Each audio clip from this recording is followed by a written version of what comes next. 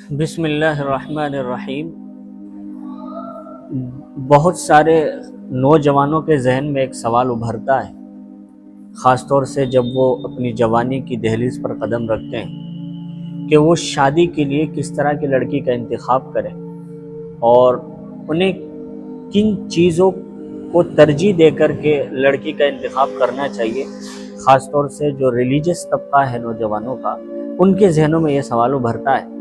تو میں آپ کو اس حوالے سے ایک حدیث سناتا ہوں۔ آپ علیہ الصلاۃ والسلام نے ارشاد فرمایا، تنکح المرأۃ لاربع، لمالها ولحسبها ولجمالها ولدینها، فاظفر بذات الدین تربت یداک، رواہ البخاری۔ یعنی ایک حدیث کے اندر ذکر کیا گیا ہے کہ آپ جب نکاح کرنے جا رہے ہو تو نکاح جو عورت سے کیا جاتا ہے وہ 4 چیزوں کی وجہ سے کیا جاتا ہے۔ اس کے مال کی وجہ سے، مال یعنی ویلتھ، دوسرا اس کے حسب کی وجہ سے، حسب یعنی فیملی سٹیٹس، اور تیسرا اس کے خوبصورتی، جمال، بیوٹی جس کو کہا جاتا ہے، اور چوتھا دین۔ تو آپ علیہ الصلاۃ والسلام نے اس حدیث کے اندر کہا ہے کہ فاظفر بذات الدین، کہ دین کی جو کوالٹی ہے اس کو ترجیح دو۔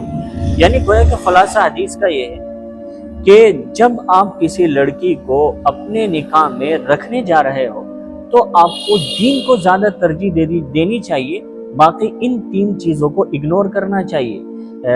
اسی طریقے سے آپ انگلش میں اگر چاہیں تو یو میں سے لائک دس کہ the prophet peace be upon him said, a woman is married for qualities.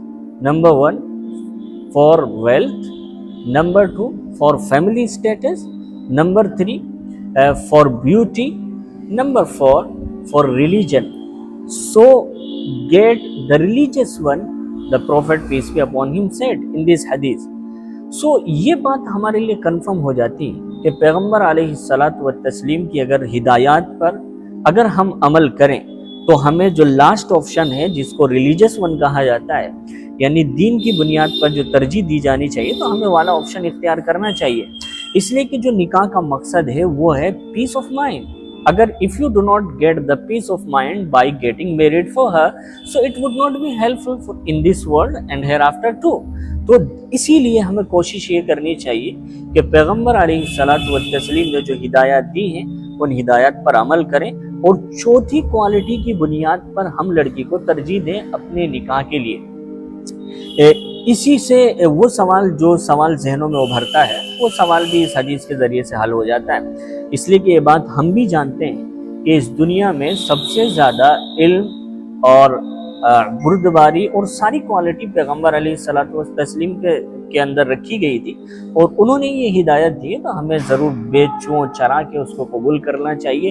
اور امید ہے کہ شاید یہ بات آپ کو سمجھ آ گئی ہوگی کہ کس بنیاد پر اور کس طرح کی لڑکی کا ہمیں انتخاب کرنا چاہیے۔